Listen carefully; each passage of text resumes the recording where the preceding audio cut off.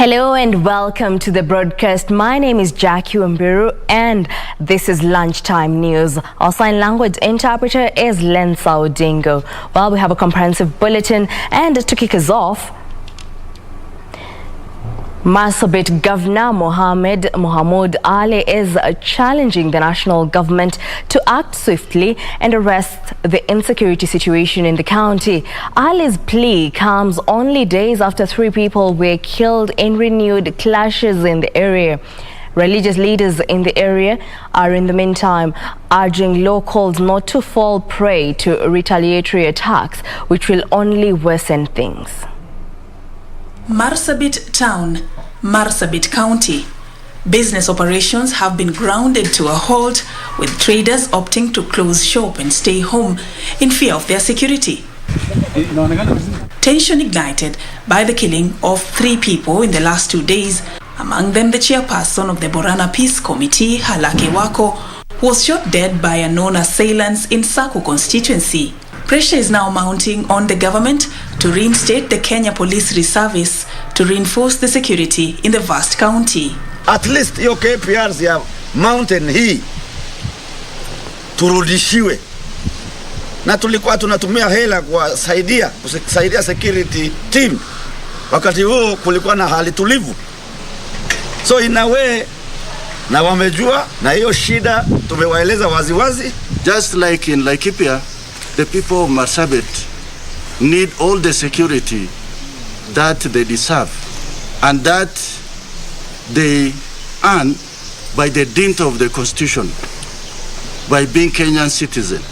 Sentiments echoed by a section of religious leaders who have called for a peaceful coexistence, warning locals against engaging in the retaliatory attacks. Marsabit County Commissioner Paul Rotich has warned that the government will act tough on the bloodthirsty assailants. In other news, police in Mandera have destroyed over 20 bales of bang worth 800,000 shillings confiscated in the ongoing war against narcotics. Mandera Deputy County Commissioner Solomon Choboton says the government has intensified the war on drug trade and abuse and will not relent until the mop-up yields intended. Up in smoke goes the bang. Quite the opposite of what its owners had hoped for. An 800,000 shillings loss, but a win for the Rapid Response Initiative. Residents kept at bay just in case someone was thinking of snipping the proceeds of this illicit trade. This is just a tip of the iceberg, says Mandera Deputy County Commissioner Solomon Choboton. Vita dhidi ya mambo ya utumizi wa madawa ya kulevya, sisi hatutaivumilia, tutapigana nayo kuhakikisha kuwa watu wetu wanakaa vizuri. Chairperson says that some of these drugs are imported from Ethiopia and Somalia. Na wale ambao watapatikana tutawafikisha mbele ya sheria washtakiwe, na wale ambao wanapanga kufanya mambo kama haya tunawadhahadharisha kuwa tukiwapata hatutawasasa, na tutasaidiana na wao wote kuhakikisha kuwa tunaangamiza hii vice ambayo inaweza angamiza vijana wetu hapa Mandera. Hundreds of kilometers away, another mop-up. Samburu County Commissioner Jaldesa Abdiruzak is leading a team of security agencies in balancing the equilibrium to ensure a level playing field. Na tunatarajia kwamba baada ya mwezi moja tutasafisha wale ambao wanakaidi ile amri na sheria ya mambo ya pombe na bidhaa ambazo asifai kuwa katika soko zetu. The Rapid Response Initiative is a 30-day campaign that seeks to ensure that there is no space to run illicit business. Yusuf Far reporting for Lunchtime News. Meanwhile, a section of residents from Korogosho in Nairobi are crying for help in repossessing what they claim is their communal land from land grabbers. They claim to have bought the land in the year 2000, but a youth gang has occupied it and demolished their office. According to the Mashirika Slums Forum Chair Lady Anne Wambui, ownership tussle over the land located between Nairobi and Machakos counties has seen her receive threats to her life. Ungeomba serikali ikomeze hii vijana kabisa, wajue masaba ni kununuliwa, inanunuangwa na pesa unachaga kidogo kidogo, juu kama sisi ni maskini tunatoka Korokocho, na wengine Mathare, na tulichaga kidogo kidogo mpaka tukaweza kununua hii 7. The group says they have tried in vain to resolve the matter through the local administration, who they now accuse of being compromised by the land grabbers. Mtu yeyote akipiga ripoti kwa police station, wao wanamshughulikia. Either wakuja wajue ni nini, ni kitu gani inaendelea. Ndio wajue ni nani ana haki ya kufanya, nani mwenye shamba na nani sio mwenye shamba. They added that this has resulted in instances of insecurity in the area, such as demolition of their structures in the land. Sisi wametusumbua sana. Kwanza wakati hawa vijana wanakuja wanapigiwa ripoti hawakuji. Kama leo tulikuwa tunafikiria tutakuja nao. Last week tulikuwa hapa hawakuja. Walisema wakati tulikufa kwa shamba ati wamepata shughuli zingine. So they feel that kama na Bambagu. On matters of health, an initiative that targets to vaccinate public service vehicle drivers and conductors has been launched in Embu County. The COVID-19 vaccination drive, spearheaded by Neno Sacco in partnership with the Ministry of Health, targets at least 700 operators in the Embu bus terminal. At the Embu Nairobi bus terminus, a tent has been set up and COVID-19 vaccination is underway. The exercise seeks to vaccinate public service vehicle drivers and conductors. Kuhakikisha madrivers, conductors, staff na wafanyabiashara walio karibu na stages zetu wamekuwa vaccinated against COVID-19. Tunatarajia kulingana na ile nafasi madaktari wanapatikana, tutaendelea na hiyo nafasi ili tuone ya kwamba kila mtu amepata nafasi ya kuchanjwa. Neno Sacco Chairman Dennis Mutembe is stating the initiative was launched to allow the drivers who barely have time and are always on the road to get vaccinated, adding that they are targeting at least 700 public service vehicle operators at the terminal. Madrivers na maconductors wetu sio watu wa kukaa katika kikao kimoja, kila wakati wako kwa safari. Kwa hivyo wengi wanatuambia wanakosa nafasi ama muda wa kwenda kuhudumiwa kwa daktari, na kwa hivyo tukaona ni mzuri tuwaletee tuongee na Wizara ya Afya ya Embu County tuweze kuwaletea hiyo huduma karibu na wao. Operators lauded the move by the Ministry of Health, adding that myths surrounding the jabs had prevented them from getting vaccinated, but after sensitization by health officials, they were now ready to get vaccinated. Ugonjwa iko. Ite serious iko. Watu wandungwe. Ni vile kukosa ile nafasi. Dereva wanakimbizana na namba zake na ruti zake. Ndio apate yake ya jioni. Lakini sasa vile tumetuletea hapa kwa nyumba, sasa tunaona tu tulungwe. The Kenya National Highways Authority is in the process of building monuments along the Mau Mau designated roads in the memory of Kenya's freedom fighters. This follows a request from Mau Mau freedom fighters to have monuments of the fallen heroes and heroines inked not just in memory but on infrastructure as well. In a meeting with Mau Mau Freedom Fighters Association and cultural groups in Kiambu and Nyandarua counties, Engineer Henry Ngugi Gakuru, who is in charge of design and planning at Kenha, said they will honor their request. Culture na national heritage kupitia ujenzi wa hiyo barabara na pia ujenzi wa museum halls or museum centers. Tuko na mpango ya kufanya hizo museums katika county zote ine zenye zinashikanishwa na hii barabara ya Mau Mau Road, zenye ziko Kiambu, tunashikanisha pamoja na Nyandarua na tunashikanisha na Murang'a na Nyeri. Ruben Kungu Gishangi from Kenya Unity for Memorial Peace Heritage and Cultural Organization says preservation of historical sites was overdue and it was a good thing the government had agreed to build monuments. Mahali hapa tunahitaji na tunasema ni lazima sasa tujenge zingira. Na tena hata kunyenyekea kwa serikali, hawa wazee walio mahali hapa waweze tu kukumbukwa, waweze tu siku moja wakajulikana walifanya kazi, kwa maana wengi walifanya kazi, wanalia na hatutaki hiyo kilio iendelee. The cultural groups further called upon the government to convert sites such as Githunguri Teachers Training College that were used as concentration camps for captured Mau Mau freedom fighters into museums. For Lunchtime News, I am Frederick Parsayo. September is a Deaf Awareness Month dedicated to raising public awareness on people, issues, culture and heritage pertaining to the deaf community. Well, we now join our reporter Wycliffe Okech in Homa Bay County, where an event is underway to commemorate Deaf Awareness. Well, Wycliffe, if you can hear me, kindly bring us to speed. Well, thank you, Jacky Wambiru. I can hear you pretty well.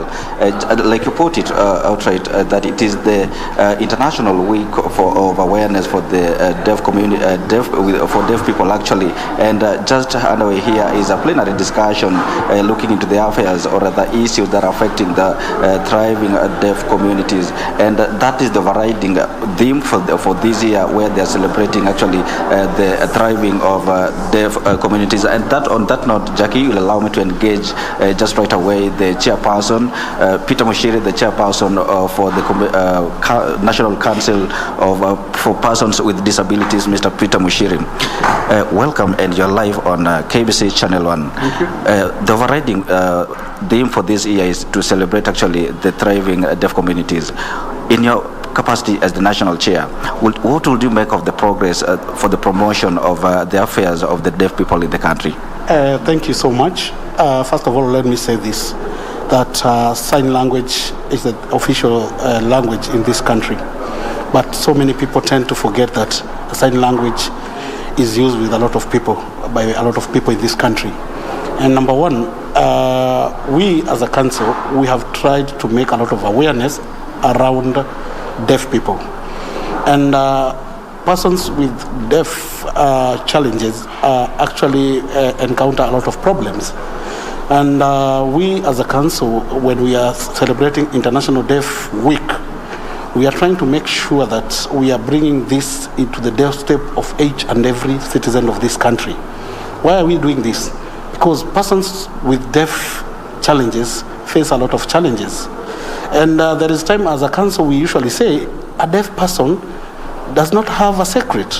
Why? Because if this person wants to go to a doctor and want to share his secret, and you see, some of these things are very secretive, he can't, because he will need an interpreter.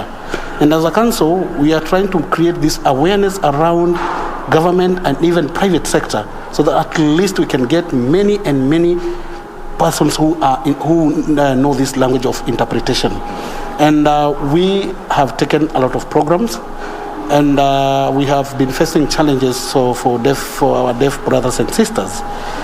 Recently, when you look at when His Excellency the President mentioned about the curfew, there is a person in Kisumu who was deaf, and a policeman actually beat that guy so much, and we didn't understand, because he cannot talk.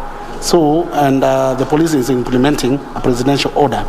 So this is why we are doing this, because this is celebrated across the world. Yes. Mr. Peter Mushiri, just alongside that, there is an issue that has caused public uproar currently in the country, and that is the Cbc New Curriculum, the Cbc. For the community of the persons living with disabilities, how do you say, what would you make of the correlation between the CBC and whether the new curriculum actually caters to the needs of persons with disabilities, especially the deaf community? Thank you so much. The CBC, let me say, it's a good curriculum, and we have been having participation as a council and also as persons with disability around this curriculum, on how best persons with disabilities can be incorporated into this new curriculum. And I usually challenge even the able bodies, because when you look persons with disability, we have different challenges, and persons with disability are the most best who can actually feature into the new curriculum, because I challenge even you. When you want to actually to get a drawing, you use your hands, but you can get a person with disability who doesn't have both arms, and he can draw with his mouth. So some of these curriculum which the government is introducing, they are a good curriculum, but also it needs a lot of consultation together with the council and the stakeholders. Very right. Just one more before I let you go. What is the critical thing at the moment that you will probably want the government to focus on to improve probably the affairs of the people living with disabilities? The one critical thing. Yeah, the one critical thing is about the awareness and the disability mainstreaming across the board. I'll not say about the government, but also even the private sector, even us in our own houses. Do we have this accessibility for persons with disability? I have come to learn also in Homa Bay County about the budget making process. Persons with disability are not involved. And this is a challenge because this is clearly in our constitution that citizens have the right of participation in the budget making process. And we shall be following this because we want our people, the deaf community, and also persons with disabilities in our country to be involved in this process. Wow, that is very right. Thank you, Mr. Peter Mushiri. Jackie, that is Mr. Peter Mushiri putting for us into perspective the affairs, or rather the current state of the community of the people living with disabilities, especially the deaf community. He is calling upon all stakeholders, including the government and even the general public, actually, to be sensitive enough to the affairs and the needs of this community, because for the country to achieve equality in every sector, be it education, be it in employability, it needs that we get sensitive enough to the affairs and needs of this particular community. Jackie, on that point, just allow me to hand it back to you so that you can continue with the rest of the bulletin. Jackie. Well, thank you so much, Wycliffe, for catch there coming from Homa Bay County, where celebrations of the thriving deaf community is underway as Kenya joins the world in marking Deaf Awareness Month. Well, on that note, we'll take a short break. Don't go too far. We'll be back with more news.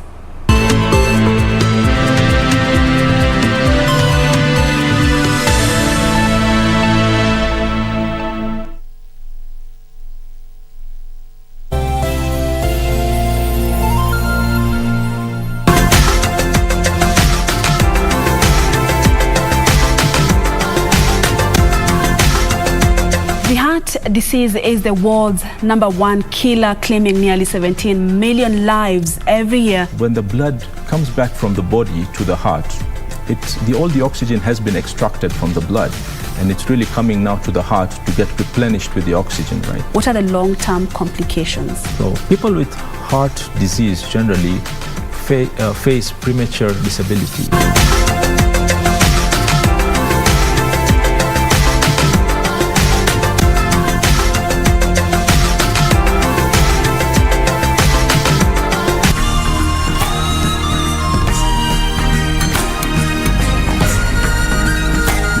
You didn't tell me it was this breathtaking. Maridadi ndio hayo.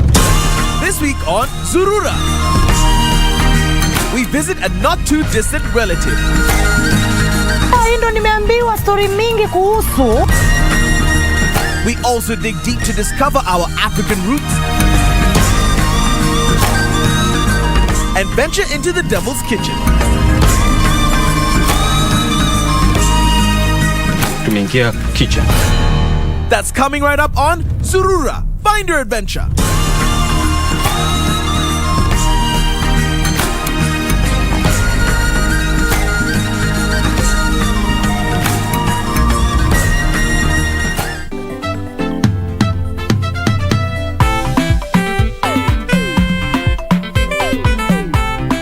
That's an hour of time we don't have, Farah. I say we listen to what Kenyanjui has to say, right? How about we focus on the task at hand? Will you come off my back, Katito? I am a woman, I can multitask. Now that you guys have all of a sudden decided to be Mother Teresas, let me take my leave. What kind of nonsense is this? Why can't you just speak normally? Masefara, shut up. You're not the director. Atito. Will you pay attention? You are just about to arrest him. I shall do no such a thing. Goodbye. Classmates, every Saturday on KBC.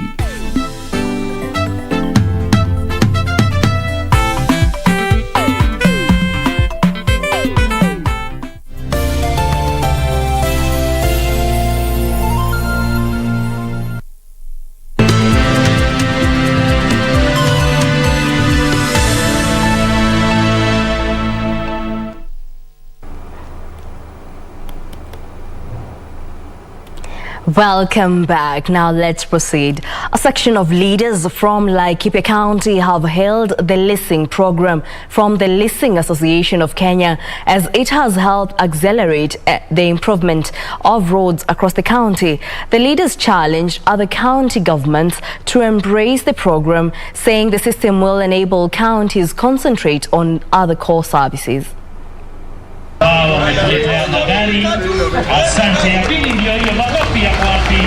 Flagging off the last bunch of 5 tippers to complete the Mashinani brigades from Isuzu, Kenya at Romoruti town, Laikipia Governor Ndereto Moreithi said the county government should not only depend on equitable share from the national government, but also embrace programs that can help them accelerate service delivery. You cannot just depend on equitable share.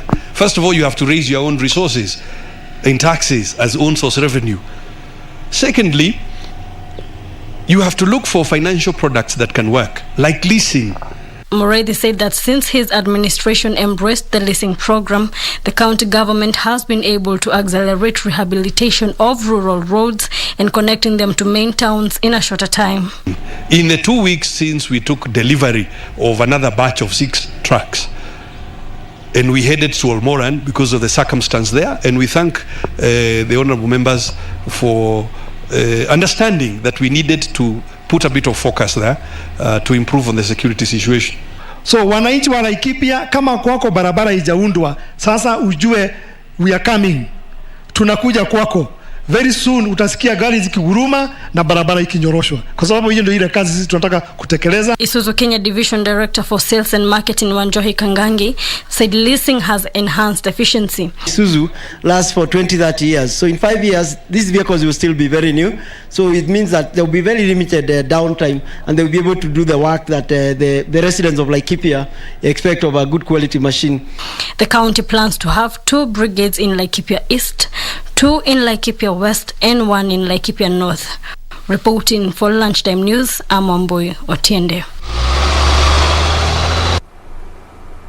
Still on matters of health, Kirinyaga County will soon have a hospital with intensive care unit and high dependency unit.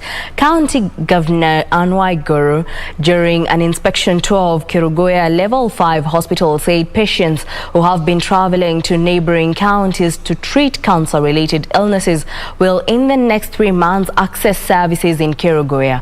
Governor Guru said she had anticipated the health center be opened by the President during a Mashujaa Day celebrations, but it seems the work will have to continue for another 3 months. The hospital to be finished in the next 2 to 3 months, and in this hospital, Kirinyaga never had ICU. We will have an ICU. We will have a HDU. We will have a special ward for burns. We'll have a pediatric ward. We'll have a maternity unit. We are even looking to have an oncology ward as well for special treatment of those who have diseases such as cancer. And so we are looking into finishing it and to ensuring that it is open. The Ethics and Anti-Corruption Commission is accusing the private sector of fueling corruption at border points. EACC officials who had toured Busia border claimed unscrupulous individuals use shortcuts to circumvent the law, denying the country the much-needed revenue. Speaking at Busia border during the sensitization exercise, Solomon Etela, a senior officer at EACC, claimed most business people collude with government officials to evade paying taxes at the points of entry, denying the government 30% of the national revenue. Eunice Ndingo, who is also an officer at the commission, said focus now is on border points because many government departments are lumped together, hence making it a target for the corrupt to continue with their illicit trade. Corruption is not a blame on government. The business people in the private sector contribute to it. They supply. They are the ones doing business. They could be bribe a government officer. But I know as a country, we lose a lot through what we'll call revenue leakages. Tulikuja kuelimisha wananchi waweze kujua jukumu lao la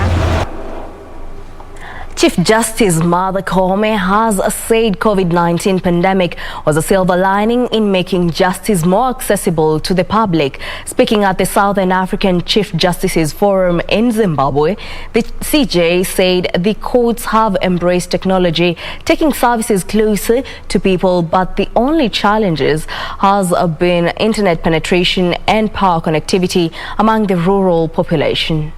Chief Justice of the Republic of Kenya.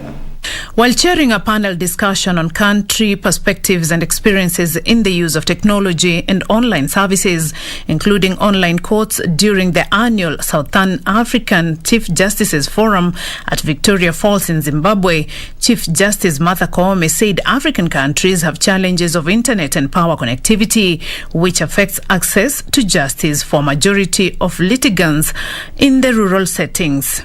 Everybody is embracing innovative ways of how to use the government facilities, the government services, and also leveraging on the fact that everybody has a mobile phone, a device that can be used to access e-services, can also access e-judiciary services. Koome noted that judiciaries in Africa should harness solar power and leverage on existing infrastructure to make justice more accessible to many. So we have to be innovative. We've been talking to people who are offering services in those remote areas, because you find a bank in those remote areas offering services. How do they get there such that we, the judiciary, cannot get there? She said the world is moving and the court cannot afford to remain behind in delivering on its mandate. We have to embrace technology, and since we have embraced it now because of this COVID, we are not going to leave it. We are going to continue using it because it has proved to be a true enabler to access to justice when it comes to reducing even the distance that people have to cover to come to our courts. Beatrice Gatonyangetich, Lunchtime News. Justice Nakuru County Commissioner Erastus Mbowe has warned politicians against sowing division in the region ahead of next year's polls. Mbowe says there has been a growing trend of anarchy being spread by politicians, something which needs to stop. While addressing election stakeholders, Nakuru County Commissioner Erastus Mbowe called on political class to focus on preaching peace. Mbowe cautioning political parties against deviating from their manifestos to hooliganism during their campaigns. If you look at the dialogue of the talk that is there today, nothing much about the manifestos and all that. Members of the public do not go into those details, because that is what is supposed to be, showing the difference between them. All that we are talking is talking, and actually you can't make much difference between the various parties. The commissioner adding that a crackdown on rogue politicians would begin in Nakuru, with political parties urged to bar such leaders from vying for elective positions. Look at these youth as they play, as they interact. We have nothing for sure. But when you look at where their province emanates, there is an invisible hand, because even the attacks themselves are invisible. Could there be somebody engineering something? These are some of the things that one DCI, the NCIC, the Kenya Police, we are supposed really to understand and pursue the culprits, because they are there. Na saa zingine wananchi wanasema hii tumesikia hii tunajua. We need to extend this conversation to the grassroots level, from the boardroom to the grassroots. So we shall be going to make sure that this conversation reaches our 55 wards. We'll find out that most youth are being used by our political leaders in this way.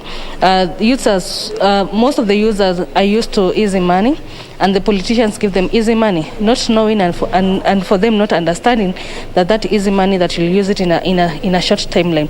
So we have gathered that it is important. We need to organize ourselves as youth, have the right information, and to avoid being misused by selfish political leaders who want to just use us as a stepping ground.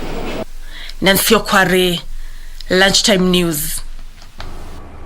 Away from the political arena, the government has urged Narok County residents to control burning of vegetation in the region.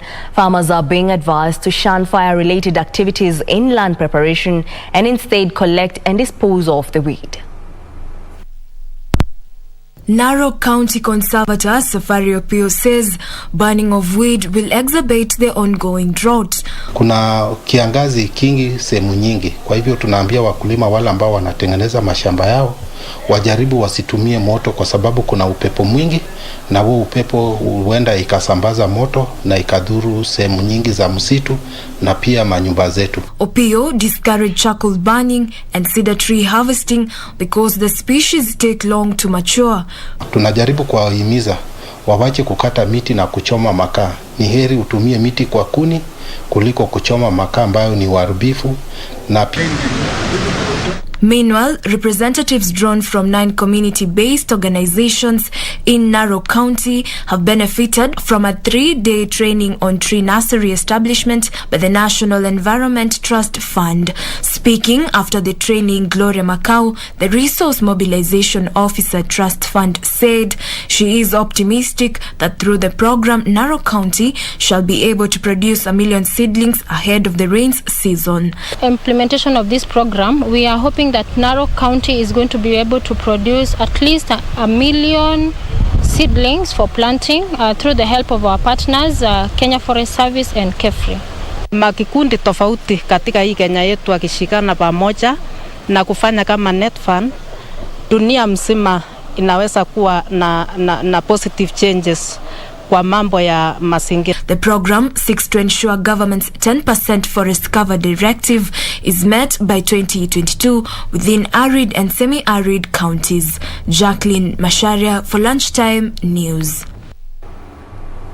Youths from the coast region are set to acquire entrepreneurship skills under the Go Blue project that now aims at establishing biashara centers at all county vocational centers of excellence. Jumuiya County's Pwani Go Blue project coordinator Yashpal Gai said the project, which is being implemented by the Youth Empowerment Institute, is set to train over 2,700 youths by providing them with skills to be used in improving employment and livelihoods.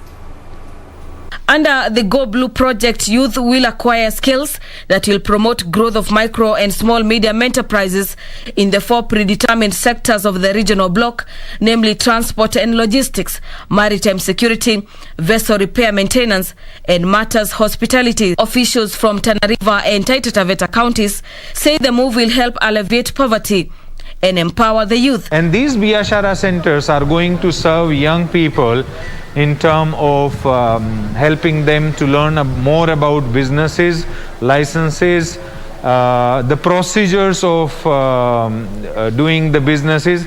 Actually, it's like adding ease to doing or setting up startups. Matumaini yetu ya kwamba mradi ikishafaulu baada ya vijana kutimiza wataweza kutumia ujuzi wao kujitafutia maisha. Meanwhile, Konza Technopolis Development Authority, through the Special Economic Zones Association, seeks to accelerate development and investment in the country. Konza Technopolis Development Authority CEO Engineer John Tanui noted that the engagement is envisioned to propel the joint development of the smart cities. Before an investor decides whether to go to Tatu City or to come to Konza Technopolis, first they must come to Kenya. And for this reason, we saw it's important for us to work more closely. So far, 64 companies have already taken space at Tatu City.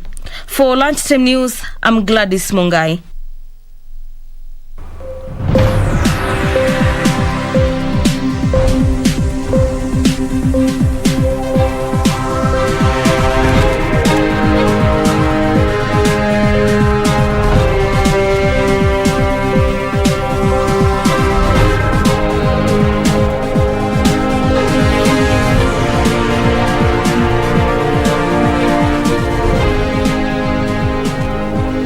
Now let's talk business. Technology has helped reduce the cost of house construction by more than 3 times, with a 2-bedroom house now being built within 8 days and at a cost of 1.1 million shillings. Housing Principal Secretary Charles Hinga says this is thanks to partnerships the government forged with the private sector and other partners that has drastically reduced costs for the affordable housing project.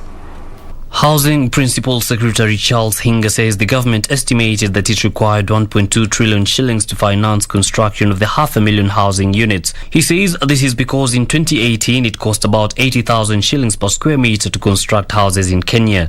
The cost are reduced by more than 3 times in as many years as the government embraced partnerships with the private sector as well as other partners under the affordable housing project being implemented by the country, whose main target is to have Kenyans living in decent housing.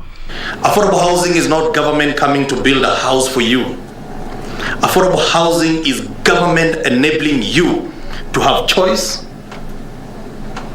of technologies, lowering the cost of construction like we have done, giving you various incentives so that you can go and make sure you live in a high quality of life. Hinga says technology is helping reduce the duration it takes to construct houses, and costs with a 2-bedroom house now have been drastically reduced over the last 3 years. In 2018, that unit will have cost you 3.6 million shillings. The numbers that I'm being given is just about 1.1 million for a 2-bedroom house. This particular innovation and the technology will be exposed to our contractors. So we need to have a program that can also integrate them so that they can easily assimilate into the market. Following the interventions that have cut the cost of house construction, the government is now requiring contractors to pass on the benefits to Kenyans eyeing affordable housing projects. We have a new housing scheme coming up at the old meteorological site. And we tendered at a price of 25,000 shillings per square meter. We actually put it in the RFP document. He, however, acknowledges that the high cost of land in Kenya has been a key challenge since most landowners hold it for speculation purposes. And why is land so important? It is important because a study came out sometime in 2019 that showed Nairobi has the most expensive land in the continent right now. Still on the same, the cost of construction could reduce if prices of key components such as cement are decreased. Despite the construction boom during the pandemic, the price of cement has increased due to higher costs of key imported raw materials such as clinker and logistical challenges due to the COVID-19 disruptions. The latest data indicates that the construction sector grew 11.8% last year as cement consumption increased to 7.4 million tons. Data from the Kenya National Bureau of Statistics indicate that cement production rose 21.3% last year to reach 7.47 million tons from 6.16 million tons in 2019, as the construction sector bore minimal impact as a result of the pandemic. On the other hand, price of a ton of cement increased by 118 shillings to 12,187 shillings, a factor being blamed on the higher cost of inputs such as clinker, a key raw material used in cement production. While higher prices has been driven by logistical challenges in importing clinker during the pandemic, costlier cement is due to raw material whose import duty is at 10%.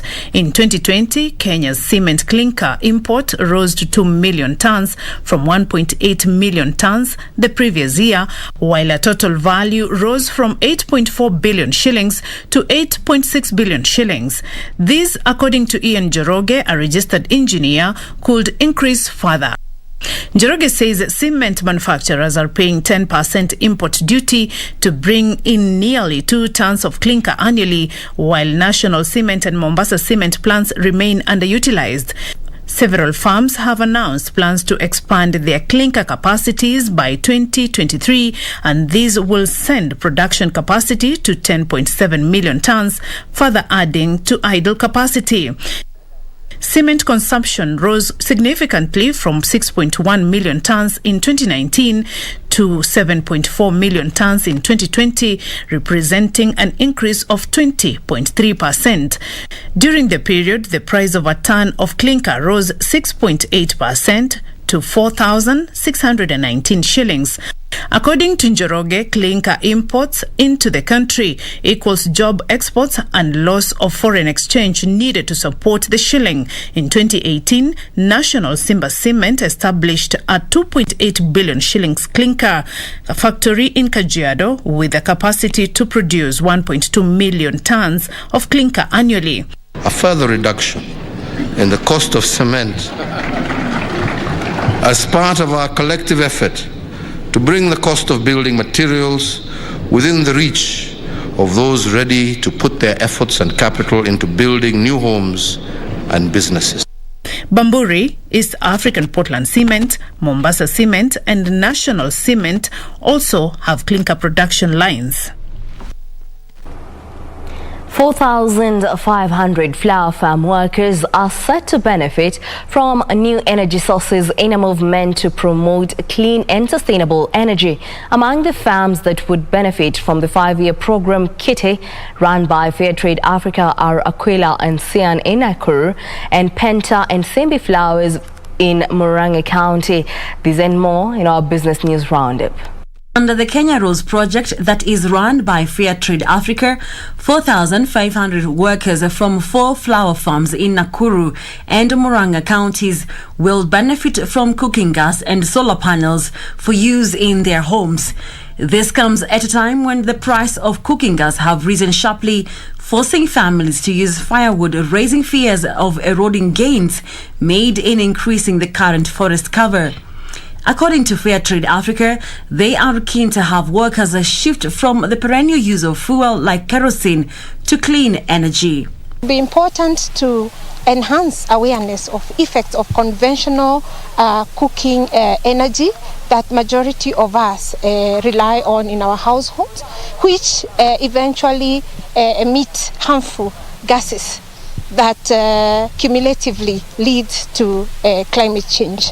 2% of the green gas emissions are from the agricultural sector, and the effect of greenhouse gas emissions is actually climate variability, or what is called climate change. Why? It's because of interruptions from the single units of users of charcoal and other non-conventional non-clean energy sources. Meanwhile, mobile games development company Usiku Games has developed a new game to help school-going children learn sign language and help them to communicate and connect with friends with hearing impairment. Dubbed TZ Sign Language, the edutainment games target children from grade 1 to grade 6 in primary school to teach them the basics of sign language in alphabet and numbers through fun and interactive gaming schemes. Finally, Family Bank has expanded its branch network to 93 branches across the country with the opening of a new branch in Isiolo County. CEO Rebecca Mbidi says the lender is focusing on funding the growth of small businesses who are 80% of the bank's customer base. Tumeona wengi wenyu ni wakuzaji wa mifugo. Tumesema tumekuja. Na Family Bank pali tunapoenda tunakaa na jamii ilipo hapo, tunawatengenezea vitu ambavyo vitawafaa. President Uhuru Kenyatta has challenged global financial institutions to ramp up investments in agriculture as part of their support for African economies. In a pre-recorded video statement delivered Thursday evening during the virtual inaugural United Nations Food System Summit held on the emergence of the ongoing 76th United Nations General Assembly, the President urged financial institutions to support the innovation and design of appropriate mechanisms that will help eliminate risks and losses in Africa's agricultural sector. To support transformation of our economies, I would like to challenge our global financial institutions to innovate and to design appropriate de-risking and financing instruments for increased investment in agriculture. We are also engaging youth in agriculture. The launch of our 4K clubs and our young farmers clubs will engage the youth in the food production cycle, ignite their passion for agriculture.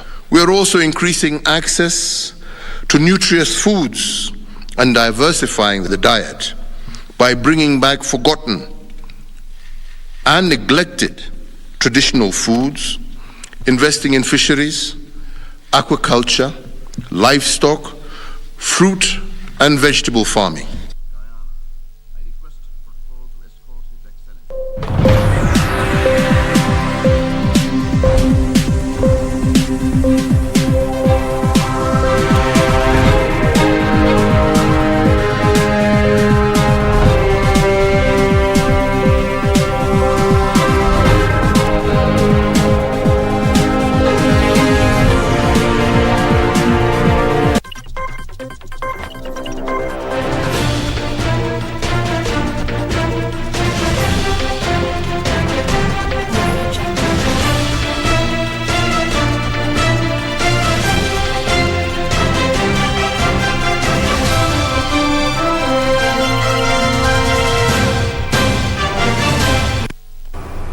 And in the sports arena, the 2021-2022 FKF Premier League season kicks off this weekend with 9 matches on card. Former league champions Gor Mahia will kick off their campaign against KCB. 2009 champions Sofapaka will take on City Stars, while defending champions Tusker FC will face AFC Leopards on Sunday at the Nyayo National Stadium.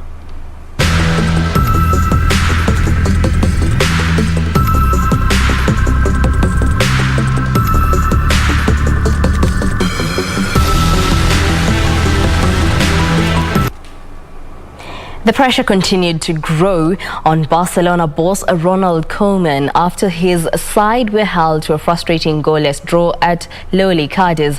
Barcelona now have just 2 wins from 5 La Liga matches as speculation mounts. Minutes after the break led to Cadiz creating numerous late chances, having defended deep for the majority.